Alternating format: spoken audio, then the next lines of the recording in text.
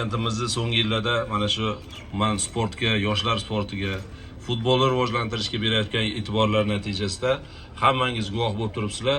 O'zbekiston milliy terma jamoamiz har xil yoshdagi toifalarda Osiyo, jahon arenalarida munosib o'rinlarni egallayapti. Mana 17 yoshli futbolchilarimizni Osiyodagi g'alabasi, birinchi marta milliy olimpiya terma jamoamiz olimpiadada ishtirok etishi, xudo xolasa yaqin kunlarda mana ikkita asosiy o'yinlarimiz qoldi. Milliy terma jamoamiz ham xudo xolasa jahon chempionatiga chiqishga bir qadam qolib turibdi.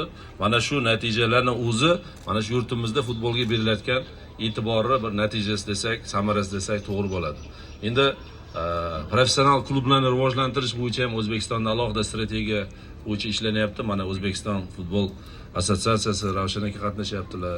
Odiljon mana rais tomonidan umuman prezidentimiz qo'ygan vazifalardan kelib chiqib, har bir professional futbol klubida o'zining akademiyasi bo'lsin degan talab, norma belgilangan. Shundan kelib chiqib bizda ko'p muammo bo'lardi. Mana hurmatli prezidentimiz investitsiya dasturlariga asosan Namanganda futbol akademiyaga yangi bino, yangi sharoitlar yaratilgandan keyin mana shu azaldan foydalanib kelayotgan binosini hozir mana shu Navbahor futbol klubiga akademiya sifatida olish g'oyasi kelib chiqdi.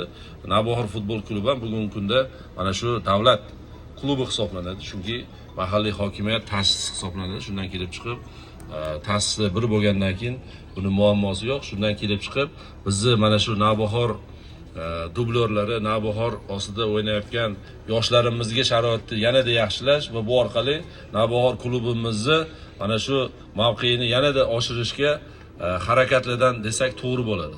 Shuning uchun mana shu Navbahor akademiyasining ochilishi bilan futbol ishqibozlarini, futbolchilarimizni tabriklayman.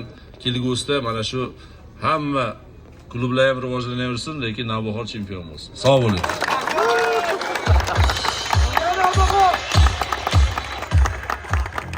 Rahmat, hurmatli Shavkat Shokarjanovich. Navbatdagi so'z